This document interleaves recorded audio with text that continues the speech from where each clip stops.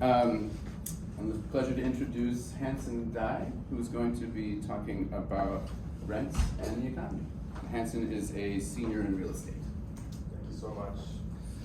Wow, so glad to see so many familiar faces. Thank you so much for coming, everyone. Before I begin my presentation, I'd like to ask a question. Raise your hand if you have felt the effects of inflation, whether that be a more expensive coffee you bought this morning or the very expensive gas prices. Wonderful. Sounds like my presentation is going to be relevant to all of you then. Okay, so today I'm going to be discussing the correlation between the real estate market, specifically rent prices, as well as inflation. Before I begin though, I would also like to thank my mentor, Arthur Cullen. He's been very helpful throughout the research process, providing me vast amounts of knowledge and insight as I work through this. So I came across an article the other day by the Wall Street Journal, and it was titled, "Stubbornly High Rents Prevent the Fed from Finishing its Inflation Fight." As you may know, the current inflation rate in the US is roughly around 3.4, 3.5%, but the Fed wants to target the inflation rate of 2% on an annual basis. What if I told you that a major contributor, actually the biggest contributor to inflation rates is rent prices across the US? 40% of the consumer price index is made up of shelter costs, rents, and owner equivalent rent. Okay? So as you can see, rent prices are extremely important to the determination of inflation rates across the United States. Depending on these inflation rates, different policies, both at an individual and business level, are made across the country. So it's super important that these inflation rates reflect our economy as accurately as possible. We took a look at two different inflation metrics. The Bureau of Labor Statistics CPI inflation rate, which is what the US government uses, and right now it's at 3.5% as of March 2024. We also took a look at an alternative inflation measure, which is the Penn State Alternative Core Personal Consumption Expenditure Inflation Rate, which actually measures it at the target of 2.1%. But the government uses the Bureau of Labor Statistics one, which is at 3.5%. Which one's better? Which one is more accurate? Which one's a better reflection of our economy? The problem is that timely and accurate rental measures are needed by market participants in order to assess the housing market and shelter costs. The thing is, when you look on Zillow or Redfin, the prices of homes you see, those are recorded and publicly available, but that's not the case with all rental contracts.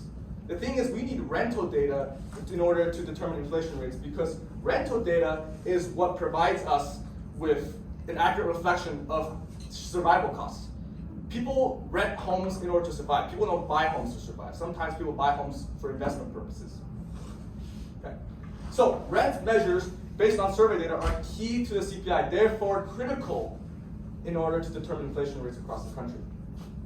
The thing is, the reason why your coffee is so expensive, the reason why your gas is so expensive is because the rapid increase in shelter costs means that the cost of other goods need to increase in order for the Fed to work on reaching their long-term inflation target of 2%. And so in order for us to reach that 2%, housing inflation needs to drop to around 3.5% from its current 5.8%. So in our research, we took a very technical approach. We reviewed existing rent measures showing substantial variations, and we focused on the strengths and limits of these listing-based measures. We took a look at the period between 2005 and 2023 and compared them to existing measures. And our findings do show the potential limits for developing repeat rent measures based on the asking rents and adjustments needed to make our data usable. So we took a look at various different rent measures. As I mentioned before, the CPI rent, which is what the government uses, is what we're using as an economy overall currently. We also took a close look at the Penn State Alternative Marginal Rent Index, and today we'll be focusing on the first two. But we also took a look at the Bureau of Labor Statistics New Tenant Rent Index, Repeat Rent Index, the CoreLogic Single Family Rent Index, the Zillow Observed Rent Index, as well as the Apartment List Index. As you can see here, I've graphed each of these indexes across the period from 2005 quarter 1 to 2023 quarter 4, and each of them have variations in how their trend is being shown. But why does each rent index look different? So when we look closer at the Penn State marginal rent index measure, which is what we're trying to convince us to look at more carefully as a government, is that it is compared to the most recent consumer price index and personal consumption expenditure inflation measures that are released by the Bureau of Labor Statistics and the Bureau of Economic Analysis. It was first introduced in a research paper that incorporated the marginal rent index. That is why it's called the alternative marginal rent index measure. What is marginal rent index? Well, it's an index that takes data from multifamily properties from the year 2000, since the year 2000, have at least 2 recorded transactions. This measure is updated monthly and is the most comparable to what is the government is currently using, which is the consumer price index measure. So when we look at the two, the blue one being our target that we're looking at, the alternative marginal rent index, and the CPI rent index, we produced a graph where we lagged the CPI rent by 4 quarters, as you can see. The CPI rent, the first 4 quarters of the ACY is missing, and the last 4 quarters of the CPI rent is missing. You'll see that the overall trend is pretty similar, which tells us that even if we change the scope a little bit of the ACY MRI index, the trend is similar, so that it is a very comparable measure for us to look at in comparison to what the government is currently using.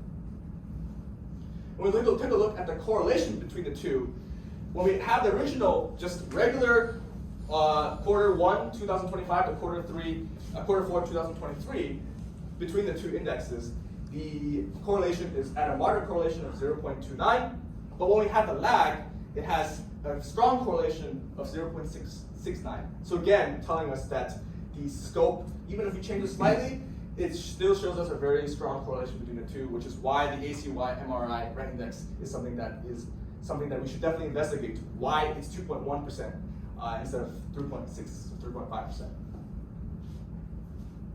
So our key findings tell us that the main differences between the alternative rent growth measures and the CPI rent index is due to the scope of the underlying data sources in which each of these indexes use. And so the CPI measure and all these other indexes, their difference is that some of them measure new tenants, some of them measure existing tenants, some of them measure both. And so economists believe that the CPI should track new tenant rents in order to better capture current market trends. New tenant rents, keyword new tenant rents. So we look at 4 different rent indexes more carefully, you'll see that there are different characteristics, which explains why these curves look different. Okay, so for example, the CPI measures rents of all renters. The alternative marginal rent index measures marginal rent. The Zillow observed rent index and the single family rent index looks at rents of new tenants. Okay, so there are different characteristics of each of these rent indexes, and that's why each of them measures inflation and the current market trends differently. But what makes the best rent index? Well, the data elements that are needed to produce the most robust rental index in order for us to have accurate inflation rates and reflect the market better is, well, we need to have rent indexes that are based on market prices. Okay? So market prices, the best way to do that is to definitely reflect new tenants, because new tenants tell us the current market price. I actually know people who have rented out a home in, let's say, the year 2012, but they didn't really increase the price of the home even in 2022. I'll fix that. Continue. Okay. So I know people that have rental properties that they rented out in 2012, but let's say they rented out at $2,200 in 2012, but in 2023 maybe it only increased to $3,300 when the price should be around $4,000, right? So we need to reflect new tenants because new tenants tell us the market most accurately.